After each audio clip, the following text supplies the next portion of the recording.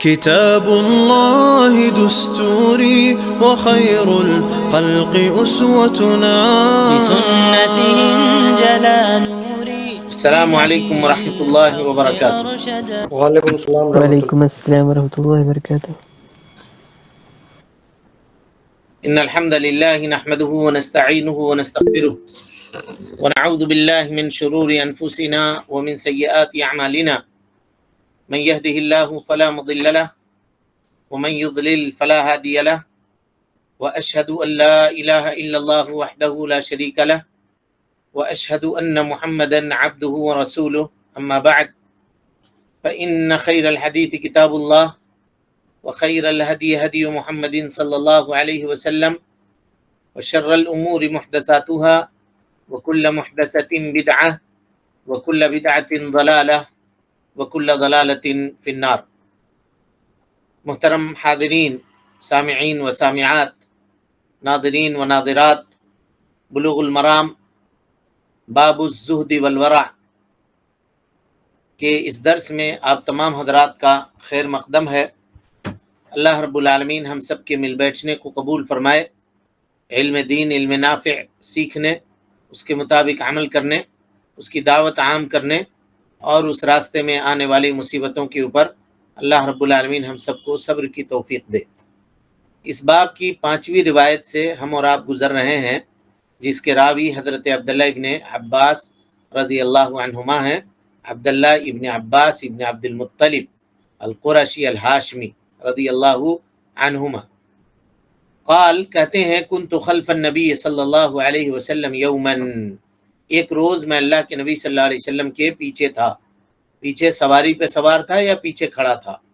فقال، تو آپ صلی اللہ علیہ وسلم نے کہا، یا غلام، اے بچے، احفظ اللہ یحفظک، تو اللہ کی حفاظت کر، اللہ رب العالمین تمہاری حفاظت کرے گا۔ احفظ اللہ تجدہ تجاہک، اللہ رب العالمین کی حفاظت کر تو اللہ تعالیٰ کو تو اپنے سامنے پائے گا۔ وَإِذَا سَأَلْتَ فَاسْأَلِ اللَّهِ، جب تو مانگ تو اللہ تعالیٰ سے مانگ۔ وَإِذَا اسْتَعَنْتَ فَاسْتَعِنْ بِاللَّهِ، اور جب مدد طلب کر تو اللہ رب العالمین سے مدد طلب کر۔ اس حدیث کو امام ترمذی رحمۃ اللہ علیہ نے روایت کیا ہے اور کہا ہے کہ حدیث صحیح اور حسن ہے، حدیث صحیح اور حسن ہے۔ کل اس کے ایک حصے کی یا ایک جملے کی تشریح ہم نے آپ کے سامنے کی تھی،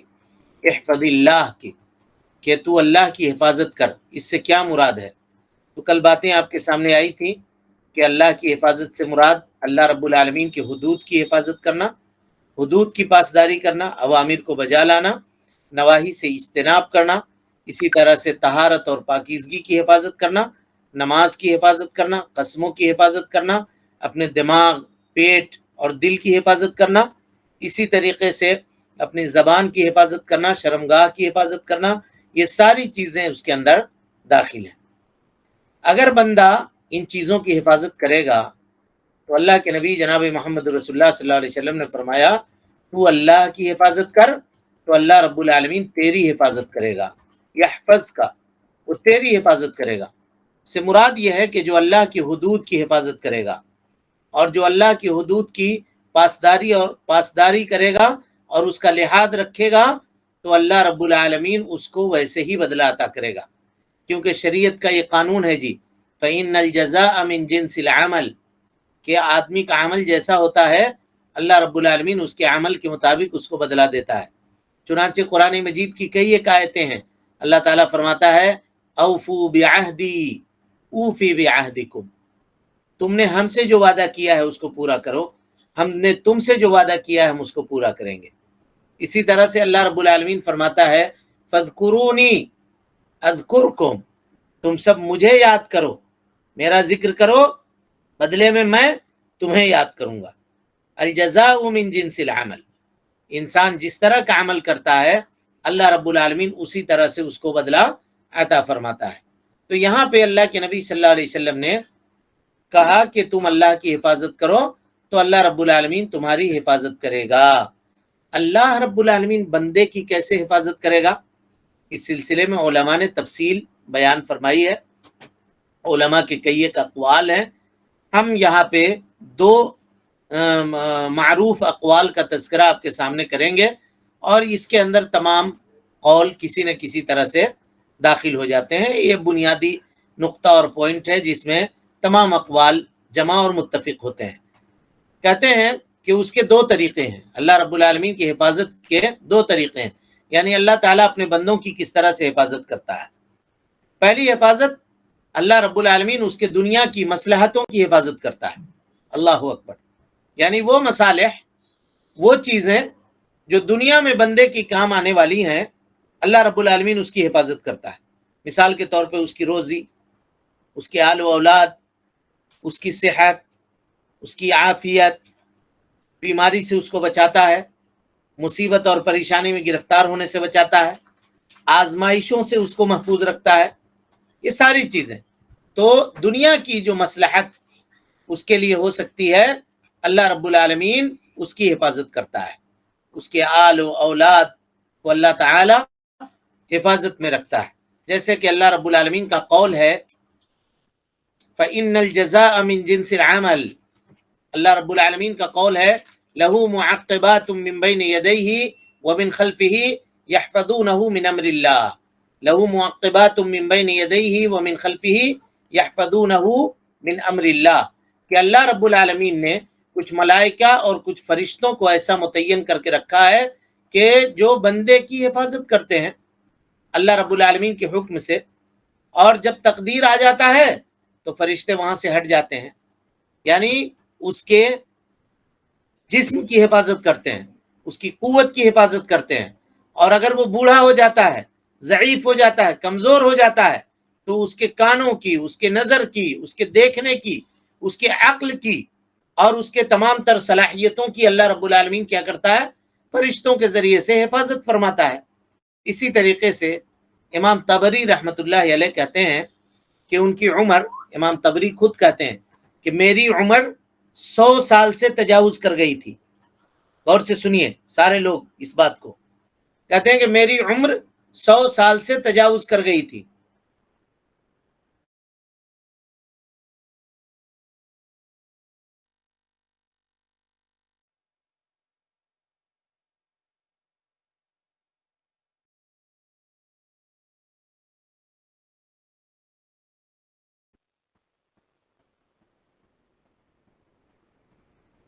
امام طبری رحمۃ اللہ علیہ کہتے ہیں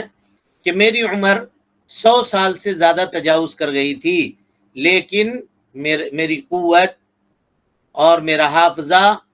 اور میری ہڈیاں، میرے جسم کے اعضاء مضبوط تھے پورے طور پہ۔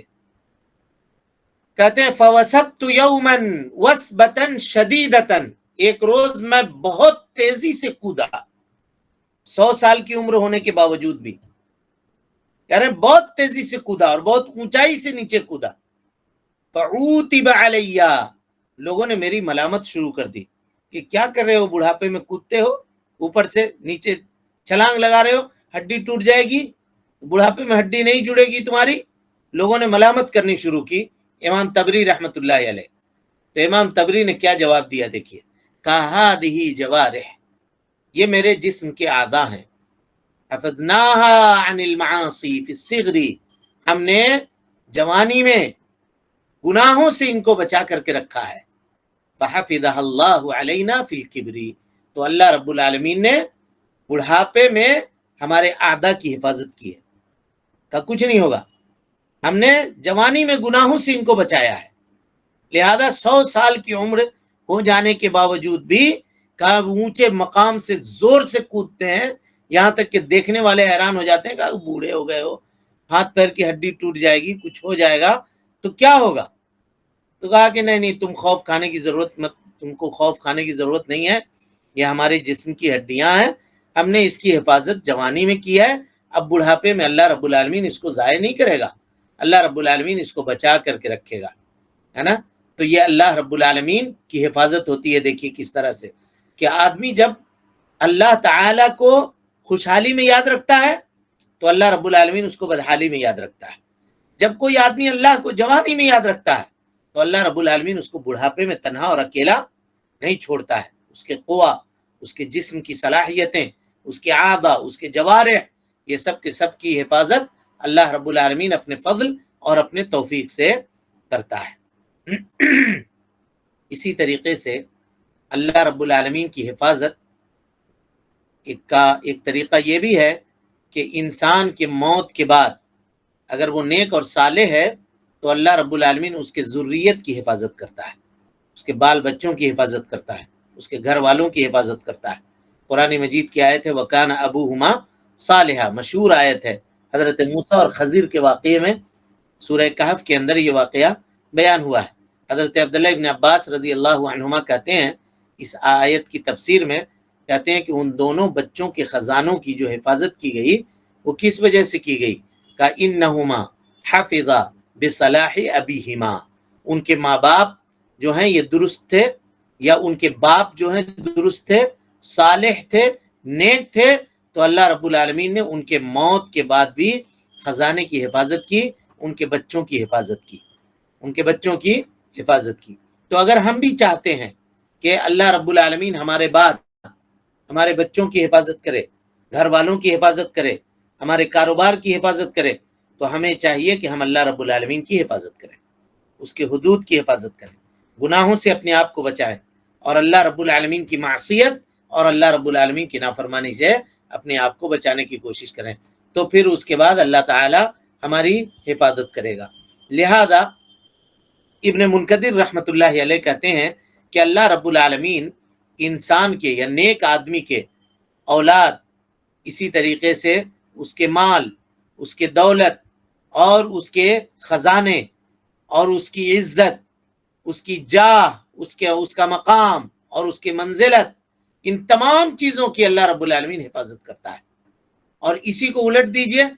جو اللہ رب العالمین کے حقوق کو ضائع کرتا ہے تو اللہ رب العالمین اس کو بھی ضائع کرتا ہے، مخلوق میں اس کو بھٹکتا ہوا چھوڑ دیتا ہے، ضرر، تکلیف اور پریشانیوں کے اندر وہ آدمی گرفتار ہوتا ہے۔ اور بعض سلف کا یہ قول ہے کہ جب بھی کبھی، غور سے اس کو سنیے گا، کہ جب بھی کبھی میں نے اللہ رب العالمین کی نافرمانی کی ہے تو اس نافرمانی کا اثر میں نے اپنے نوکروں میں اور اپنے جانوروں میں دیکھی ہے۔ یعنی میں اگر اللہ کا نافرمان ہوں تو میرا نوکر بھی میرا نافرمان ہے، میری سواری کی جو جانور ہے سواری کا، وہ میری بات ماننے سے انکار کرتا ہے۔ تو اگر ہم اللہ رب العالمین کے نافرمان ہیں تو ہم کیسے یہ تصور کرتے ہیں کہ ہمارے بال بچے ہمارے فرما بردار بن جائیں، جبکہ سلف کا یہ قول ہے کہ ہمارے نوکر تک ہماری روگردانی کرتے ہیں اس وجہ سے کہ ہم نے اللہ کی نافرمانی کی ہے۔ بلکہ بعض سلف نے یہ کہا کہ اگر کسی نے ہماری نافرمانی کی تو اس دن کا ہم نے جائزہ لیا کہ کیا غلطی ہوئی ہے کہ یہ لوگ آج میری بات نہیں مان رہے ہیں، تو ہم نے پایا کہ ہم نے اللہ کے کسی حکم کی نافرمانی کی ہے۔ یہ جو اولاد کا فتنہ آج عام ہے، لوگ بگڑ رہے ہیں، یہ سب کے سب اس میں ان کا بھی ہاتھ ہے، اور اس میں بہت زیادہ ہاتھ ان گارجینوں کا بھی ہے جو اللہ رب العالمین کے حدود کی پاسداری نہیں کرتے ہیں، اللہ کی حدود کی پاسداری نہیں کرتے ہیں۔ یہ ذمہ داری ہے۔ اور کل کے درس میں بات آئی تھی کہ صحابیات جب اپنے شوہروں کو گھر سے رخصت کرتے تھے کمانے کے لیے، دکان بھیجتے تھے، کاروبار بازار بھیجتے تھے، تو کہتے تھے دیکھنا حلال روزی لے کر کے آنا، حلال مال لے کر کے آنا، اس لیے کہ ہم لوگ فاقہ کشی کے اوپر صبر کر سکتے ہیں، خالی پیٹ رہیں گے یہ گوارا ہے، لیکن جہنم کی آگ کے اوپر صبر نہیں کر سکتے۔ اس لیے جہنم لا کے مت کھلانا، آگ لا کے مت کھلانا۔ جبکہ آج ہمارا معاملہ اس کا جسٹ الٹا ہے، اس کے برعکس ہے۔ ہم کہتے ہیں کہاں سے لانا ہے تم سمجھو، ہماری یہ ضرورت ہے، اس کو پوری کرو۔ اب چاہے چوری کر کے لاؤ، ڈکیتی کر کے لاؤ، سود میں لاؤ، جہاں سے لاؤ تم جانو، ہم کو یہ چیز ہونا چاہیے، صبح تک چاہیے، شام تک ہونا چاہیے، اس وقت تک ہونا چاہیے، ہم کو یہ چاہیے۔ پورا برعکس معاملہ چل رہا ہے۔ اور جب اس طرح کے معاملات ہوں گے تو نہ تو اولاد کی حفاظت ہوگی اور نہ مال کی حفاظت ہوگی۔ اللہ کے نبی جناب محمد رسول اللہ صلی اللہ علیہ وسلم نے جو بتایا اس کا مفہوم مخالف ہے، یحفظ اللہ یحفظ کا، تم اللہ کی حفاظت کرو، اللہ تمہاری حفاظت کرے گا۔ پتہ یہ چلا کہ اگر تم اللہ کی حفاظت نہیں کرو گے تو اللہ تعالیٰ تمہاری حفاظت نہیں کرے گا، اللہ تعالیٰ تمہاری حفاظت نہیں کرے گا۔ تم اللہ کی حدود کو ضائع اور برباد کرو گے تو اللہ رب العالمین تم کو ضائع اور برباد کر دے گا، اور لوگوں کے درمیان بے یار و مددگار اور بھٹکتا ہوا تم کو چھوڑ دے گا، بھٹکتا ہوا تم کو چھوڑ دے گا۔ یہ تو ایک طریقہ ہوا کہ اللہ رب العالمین اس کے دنیاوی مصالح کی حفاظت کرتا ہے۔ حفاظت کا دوسرا معاملہ اللہ رب العالمین کا بندوں کے ساتھ یہ ہے کہ اللہ تعالیٰ اس کے دین کی حفاظت کرتا ہے، اس کے ایمان کی حفاظت کرتا ہے، اور یہ پہلے والے سے زیادہ ضروری ہے۔ اس کے زندگی میں اس کو شبہات سے، شہوات سے، حرام چیزوں سے اس کی حفاظت کرتا ہے، اور موت کے وقت کے فتنے سے اس کو بچا کر کے رکھتا ہے، اور ایمان کے اوپر اس کو خاتمہ نصیب فرماتا ہے۔ صحیح ہے، صحیحین میں حضرت براء ابن عازب رضی اللہ تعالیٰ عنہ سے روایت ہے، وہ اللہ کے نبی صلی اللہ علیہ وسلم سے روایت کرتے ہیں، کہتے ہیں کہ نبی صلی اللہ علیہ وسلم نے ان کو یہ حکم دیا تھا ان یقول عند منامہ، کہ جب تم سونے کے لیے بستر پہ جاؤ تو یہ کہنا، یہ دعا مانگنا، کیا دعا کہ اے اللہ اگر تو میری روح کو قبض کرنے والا ہے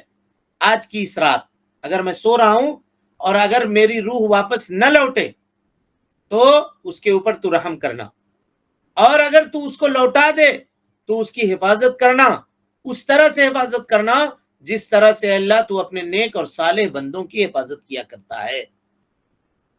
حافظ ابن قیم رحمۃ اللہ علیہ کہتے ہیں واللہ یحول بین العبد و بین ما یفسد علیہ، کہ اللہ رب العالمین بندے کے درمیان اور اس کو نقصان پہنچانے والی چیزوں کے درمیان حائل ہو جاتا ہے، نقصان اس تک پہنچنے نہیں دیتا۔ یہ اللہ رب العالمین اس کے بندے کے دین کی، اس کے ایمان کی حفاظت کرتا ہے۔ اور اسی طرح بے شمار واقعات ہیں۔ حضرت یوسف علیہ السلام کا واقعہ اٹھا کر دیکھیے، کس طرح سے اللہ نے حضرت یوسف کو برائی سے محفوظ رکھا، اور اس کے بعد اللہ تعالیٰ کہتا ہے کذالک لنصرف عنہ السوء والفحشاء انہ من عبادنا المخلصین، اسی طریقے سے ہم سو کو یعنی تکلیف دہ چیز کو، فحشاء اور بری چیزوں کو پھیر دیتے ہیں اپنے نیک بندوں سے، ان بندوں سے جو خالص اور نیک بندے ہوں، اللہ تعالیٰ کی عبادت گزار بندے ہوں۔ یعنی اللہ رب العالمین کیا کرتا ہے، ان کی حفاظت کرتا ہے، ان کو برائیوں سے بچاتا ہے، جس طرح سے سارے اسباب مہیا تھے۔ اب آپ غور کیجئے نا، حضرت یوسف علیہ السلام کا جو معاملہ تھا، ہر طرح کے اسباب مہیا تھے۔ برائی کی طرف جو دعوت دے رہی تھی وہ کوئی اور نہیں تھی، گورنر کی بیوی تھی۔ اگر وہ معاملہ ہو جاتا تو گورنر کے پاس عہدہ پا جاتے اور چہیتے ہو جاتے، لیکن حضرت یوسف علیہ السلام نے یہ قربانی پیش کی، کہا کہ نہ،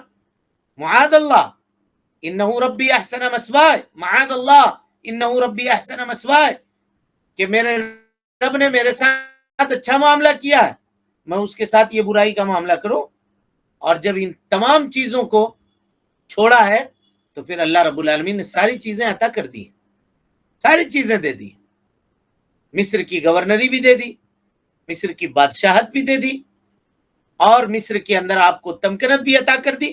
خاندان والوں سے بھی ملا دیا، جیل کے سلاخوں کے پیچھے گئے تو گئے، لیکن اللہ رب العالمین نے اسی بہانے سے آپ کو کرسی عطا کر دی، ہے نا۔ اور اس سے یہ بھی پتا چلا جی کہ بندے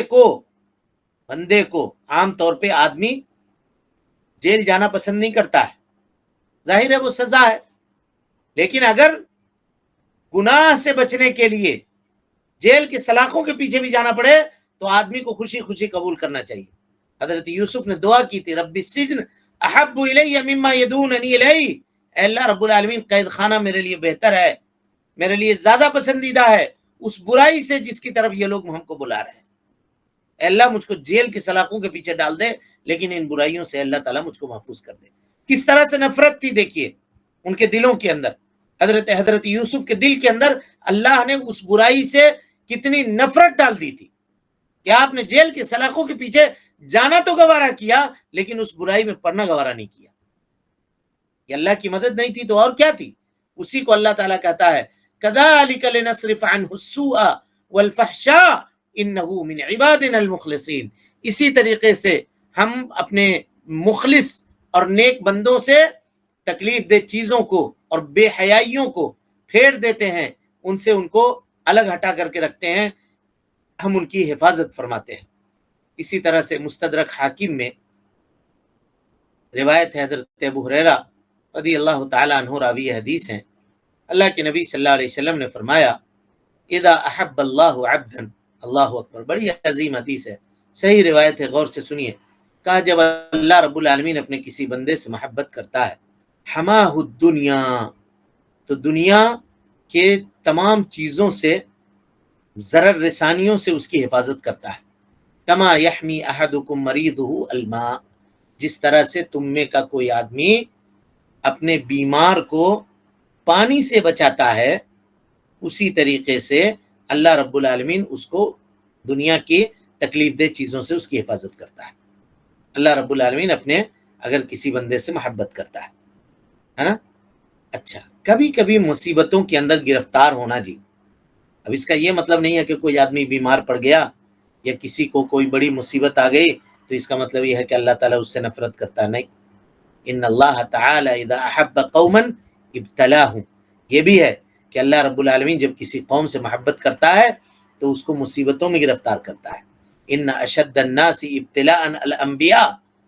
دنیا میں مصیبتوں کے اندر اور آزمائش کے چکی کے اندر پیسے جانے والے سب سے شدید ترین لوگ کون تھے؟ کا الانبیاء، انبیاء علیہم السلام تھے۔ ثم الامثل فالامثل، جو انبیاء کے طریقے کے جتنا قریب ہوگا وہ ان آزمائشوں سے گزرنا اس کو پڑے گا دنیا کی زندگی میں، اور اس کے لیے خیر ہے،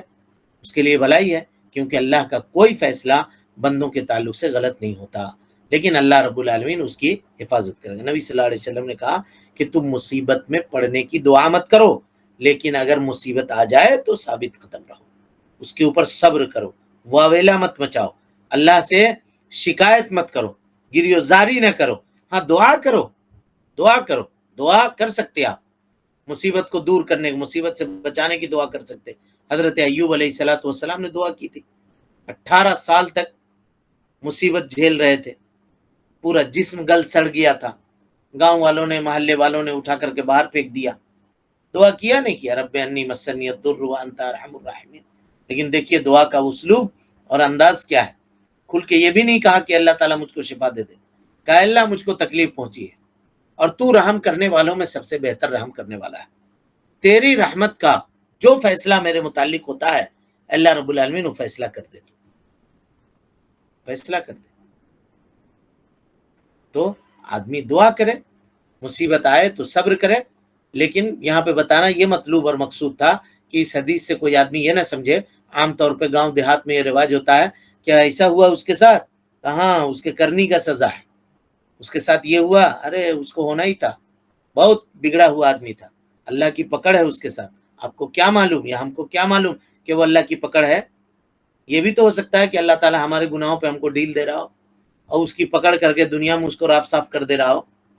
اس کا معاملہ۔ اچھا، یہ بھی دعا نہیں کرنی ہے، یہ بھی دعا نہیں کرنی ہے جی کہ اللہ میرے گناہوں کی سزا مجھ کو دنیا میں دے دے، لوگ یہ دعا کرتے ہیں عام طور پہ، نہیں کرنی ہے۔ اللہ کے نبی صلی اللہ علیہ وسلم ایک صحابی سے ملاقات کے لیے گئے تو دیکھا کہ صحابی ایک دم سوکھ کے کانٹا ہو گئے ہیں، پہلے دیکھا تھا تو ٹھیک ٹھاک تھے، بعد میں دیکھا تو ایک دم لکڑی ہو گئے، سوکھ گئے ہیں ایک دم پتے کی طرح سے۔ تو آپ نے نگاہ نبوت نے معاملے کو بھانپ لیا،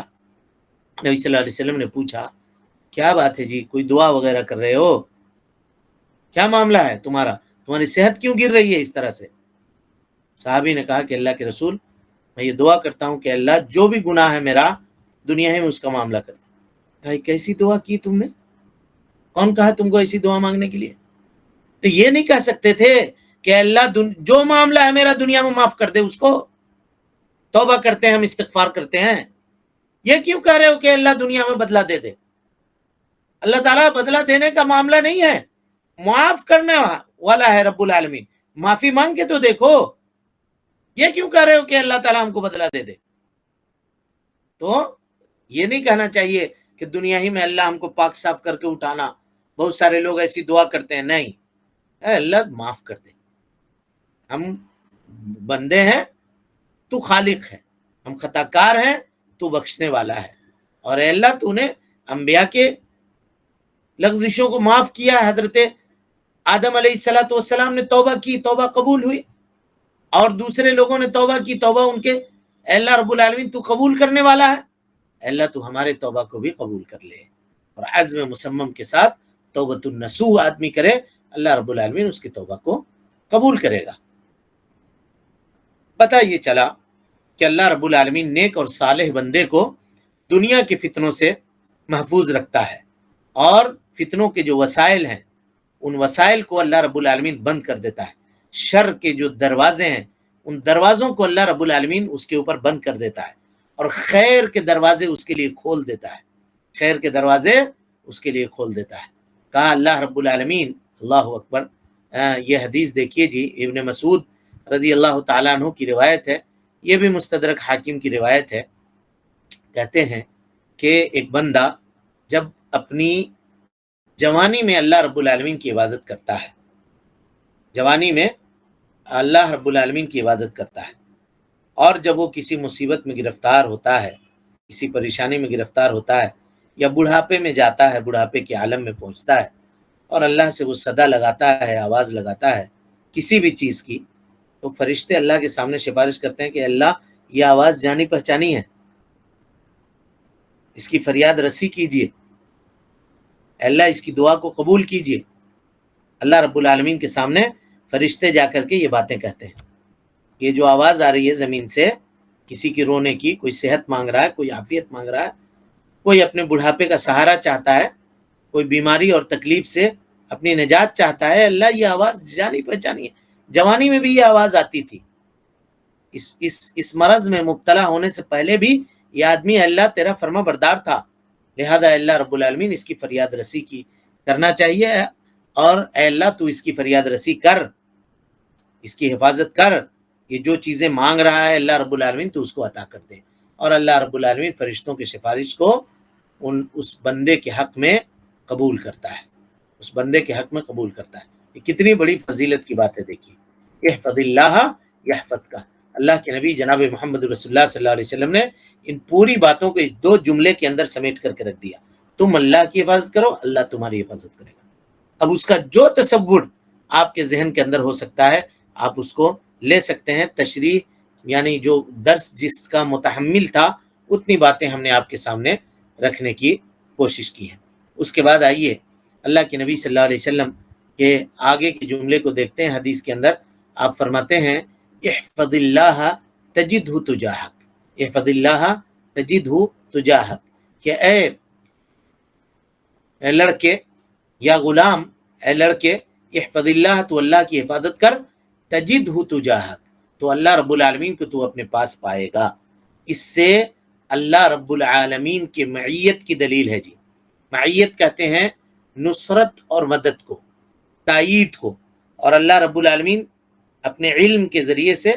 اپنی نصرت اور اپنے مدد کے ذریعے سے اللہ رب العالمین بندوں کے ساتھ ہوتا ہے، جسم کے اعتبار سے نہیں۔ اللہ کی نصرت، اللہ کی مدد، اللہ کی حمایت، اللہ تعالیٰ کا علم، اس کے اعتبار سے۔ اور اس سے یہ پتہ چلا کہ اللہ رب العالمین اپنے علم کے ذریعے سے اپنے بندوں کے ساتھ ہے، ان کی مدد کرتا ہے، ان کو توفیق عطا کرتا ہے۔ اگر وہ برے راستے پر، غلط راستے پر بھٹک جاتے ہیں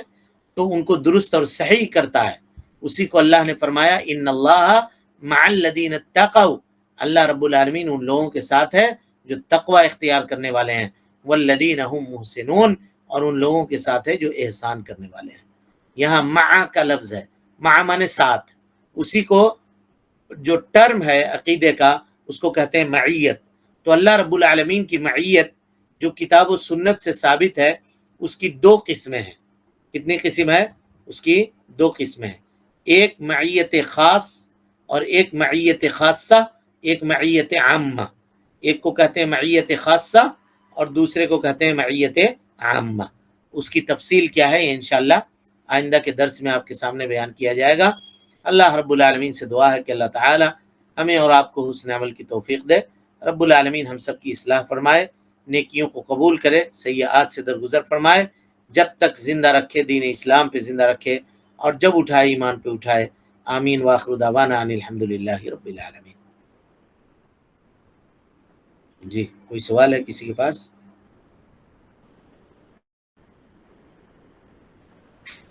السلام علیکم ورحمۃ اللہ وبرکاتہ۔ وعلیکم السلام ورحمۃ اللہ۔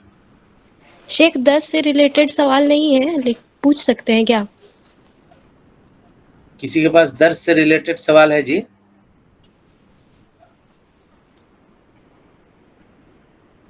نہیں ہے تو پوچھئے۔ یہ شیخ پوچھنا یہ تھا کہ تحیۃ الوضو کے بعد جو نماز پڑھی جاتی ہے تو وہ نماز وضو کے جسٹ بعد پڑھے فوراً پڑھی جاتی ہے، یا پھر مطلب ایسا کہا جاتا ہے کہ بغیر کسی سے بات چیت کیے اس کو فوراً پڑھنا ہے، ایسا اس سے؟ ایسا نہیں ہے، ایسا نہیں ہے، جی درمیان میں اگر آپ بات چیت کرتے ہیں تو کوئی حرج کی بات نہیں۔ جی، مطلب وضو کے بعد نماز سٹارٹ کرنے سے کبھی بھی پڑھ سکتے ہیں۔ جی جی جزاک اللہ شیخ۔ بھیا